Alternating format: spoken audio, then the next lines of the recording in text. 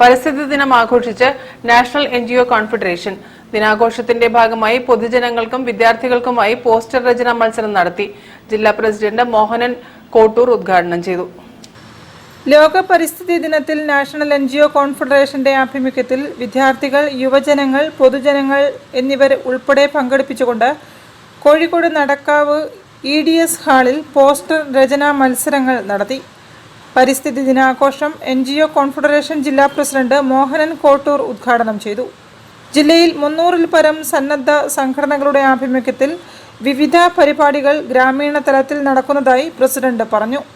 പ്രാദേശികമായ സ്കൂളുകൾ, അംഗൻവാടികൾ ഉൾപ്പെടെ ഗവൺമെന്റ് തലത്തിലുള്ള എല്ലാ സ്ഥാപനങ്ങളിലും ഇന്ന് ഇത്തരത്തിലുള്ള വിവിധ പരിപാടികൾ നമ്മുടെ നാടിന്റെ, രാജ്യത്തിന്റെ നാനാഭാഗങ്ങളിലായി നടന്നുകൊണ്ടിരിക്കുകയാണ്.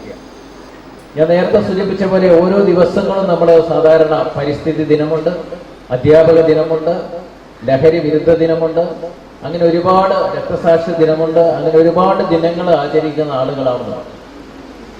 ഈ ആചരണം കഴിഞ്ഞു പോകുന്നു എന്നുള്ളതല്ലാതെ അതിനപ്പുറത്തേക്ക് അതിൻ്റെ ഒരു ഫീഡ്ബാക്ക് അല്ലെങ്കിൽ അതിനപ്പുറത്തേക്ക് അതിൻ്റെ പിന്നാമ്പുറങ്ങൾ നമ്മളെടുത്ത് പരിശോധിച്ചാൽ മറ്റ് കാര്യമായ പ്രവർത്തനങ്ങളൊന്നും തന്നെ അതിന്റെ ഭാഗമായി നടക്കുന്നതായി കാണാറില്ല. നാഷണൽ NGO കോൺഫെഡറേഷൻ ഇവിടെ ഉദ്ഘാടകയും അതുപോലെ നമ്മുടെ അധ്യക്ഷയും സ്വാഗത പ്രഭാഷകനും ചൂണ്ടിക്കാണിച്ച പോലെ ഈ ഒരു വർഷം നമ്മളൊരു പുതിയൊരു ദൗത്യവുമായി പൊതുസമൂഹത്തിലേക്ക് ഇറങ്ങുകയാണ്. ചടങ്ങിൽ vice president advocate P. Janaki, secretary P. Suresh Babu, Shinoj Perambra, Amarnath, Musthafa, Noorjahan തുടങ്ങിയവരും പ്രസംഗിച്ചു. News bureau, Kozhikode. വാർത്തകളിൽ ഇനി ഒരിടവേള.